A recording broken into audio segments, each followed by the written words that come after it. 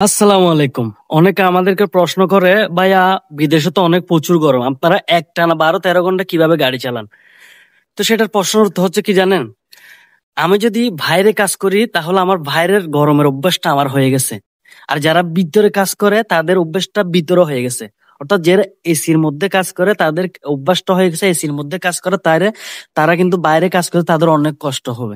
আর আমরা তো মনে করেন অনেক আগে থেকে বাইরে কাজ করতেছি, এই গরম এই আবহাওয়া গুলো আমাদের জন্য পারফেক্ট হয়ে গেছে।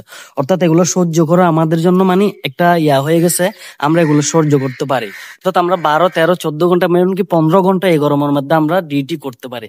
এগুলো হচ্ছে সব একটা নিজের অভ্যাস আর কি।